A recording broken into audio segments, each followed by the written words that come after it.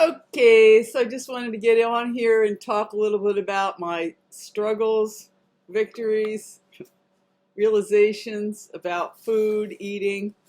I shared that I went to the store and got some licorice, 2 bags of licorice, and some sugar-free butterscotch hard candies. And, I started getting some unfortunate cravings yesterday.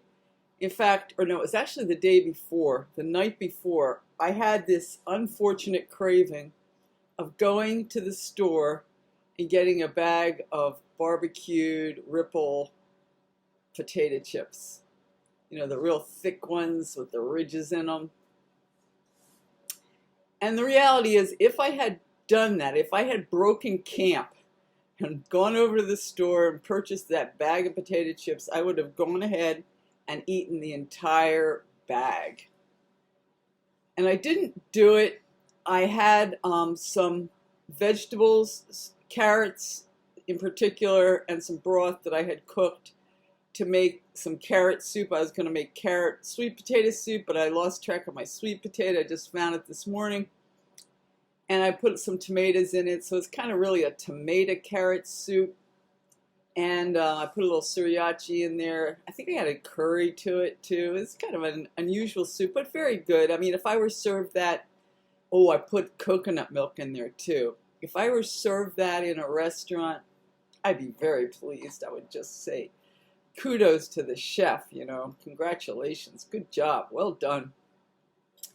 So because I had this stuff prepared in the refrigerator and because we're in quarantine and it's not my habit to go to the store really, I felt, no, I don't want to go to the store. And then I got the strength to make myself a bowl of soup. I took the carrots that I'd cooked, I put them in a food processor with the broth, and then I heated it, put the coconut milk in there, and I had myself a nice bowl of soup. And the reality is that once the hunger was gone, the thoughts were gone, and the impulse was gone. And I was thinking, why was I getting that impulse? And I thought, well, maybe it was because I was eating those candies to quench my hunger as opposed to eating, good food. And then late last night, I got another snack attack, and I'm thinking, what do I have in the house? Which is not much for snacking right now, except some Cheez-Its that are like part of my food supply, like my storage food, like the way back food, But that's like they have that little glass thing for a fire when you hit it with the hammer and you break that in case of fire. No, that's just not happening. But in terms of snack food, all I did have some popcorn that I got that I could have popped, and then didn't have any butter, but I had some like dehydrated butter. I could have made it fattening and tasty, but I didn't do it. But I started thinking about, especially this morning when I was meditating, what do you do when you get hungry? I took an Aikido class today. We had a Zoom Aikido class with the kids. We had one of our Aikido members from Arizona out on her beautiful wooden deck with her brother in her gi, her white Aikido uniform. I was in my uniform. And about 3/4 through, I started getting really hungry. And because I was here, I could have walked over and gotten something to eat. But I thought, no, if I were really in class and I got hungry, I would not eat because we don't eat in class. And I thought, just sit with the hunger. And dealing with hunger, I have a very sharp hunger. I get very hungry very quickly. But if I have an apple or carrots, it dissipates and it's gone. But at a certain point, I have this really pressing need to have some food. And that's one of the ways that I have fallen down through the years with bad snacking. Grabbing a small bag of potato chips at a quick stop and just having one bag of potato chips, or maybe some crackers, 8 crackers, and working my way through that, the cheese crackers, to satisfy that hunger. And this morning when I was meditating, I was thinking, hunger, how do you deal with that? And what I was thinking was, I need to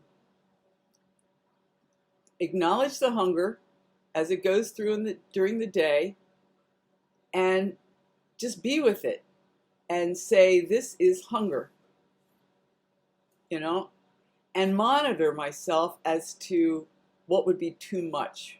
And then try to make it my habit, and I'm speaking it out, to go and get an apple and cut it up and eat an apple. Every time I have that snack attack hunger, pressing urgency to eat, have an apple. I have a nice bag of organic apples in the refrigerator. And I heard Joe Cross this morning. He did a Facebook Live, which was so beautiful. He did a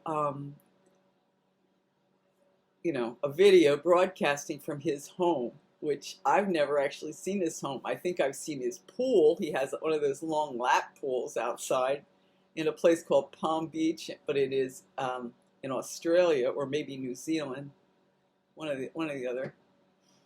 But then he panned. He did like a 360 around his area and his home. And his home, I would say it is my ideal of a home. You know, it's kind of colonial, white clapboard with beautiful landscaping, lots of sun porches. It's old. It's just beautiful. And he comes from a family of doctors. I think he went through all the medical people. His mother was a nurse.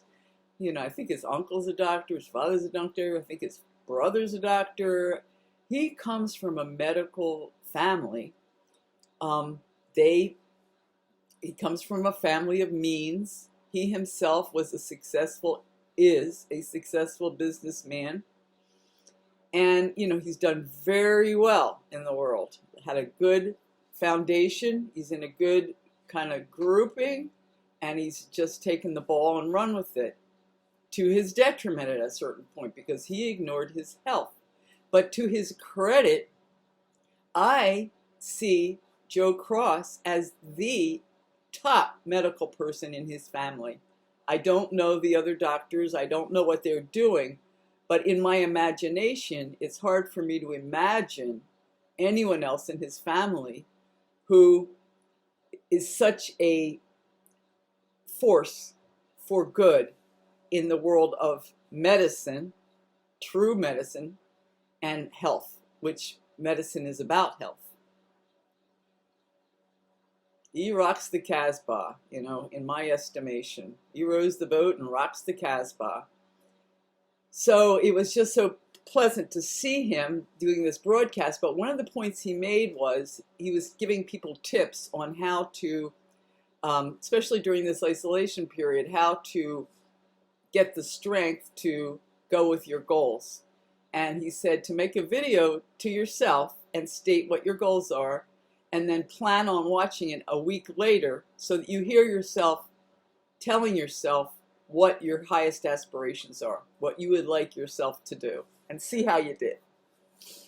He also recommended getting a small group together to Zoom in and cheer one another on and support one another in our goals. And that too is great advice. I do that with a lot of my activities, getting support of others, because alone, I'm not as strong as I am in group. I think being with a group, it's not just two. I think it's exponential in terms of the strength that I get when I'm joined by other people in my endeavors. And I share their aspirations. They share mine, and they hold my aspirations and their consciousness and their awareness.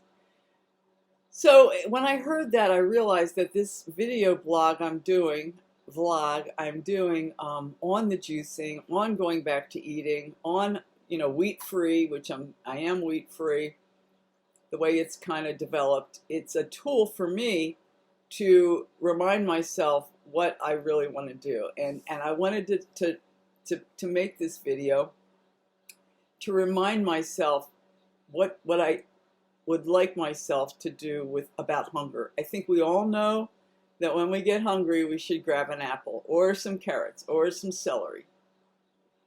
We don't do it. I don't do it.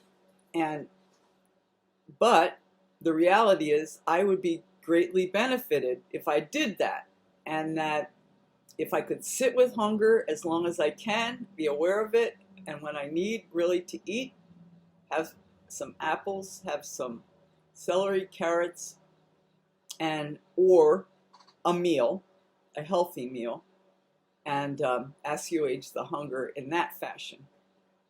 So that's a strategy, and if I could do that, I wouldn't be yo-yoing back and forth between the juicing and the overeating and gaining weight, having to lose weight. I mean, it is a waste of energy, and in a great sense, it's a waste of my time. I think the juicing is good for my health.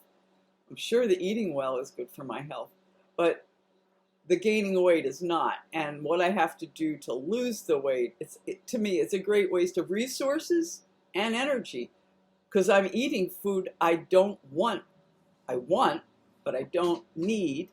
So I'm wasting trips to the store. I'm wasting food, really, and wasting fruits and vegetables by having to juice so much to get the food I ate off of me. It's a vicious cycle. And so what I'm thinking now that I'm in this kind of resting, holding period is that to be very mindful of the role that food and eating and hunger play, and to use my mind to control my intentions, to control the way I deal with it for the best, most efficient outcome.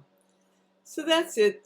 That's all I wanted to share today. And I hope you're all having a good day. I am. The snow's starting to melt here in Iowa. Sun's coming out a little bit. It's Saturday. So wish you all well.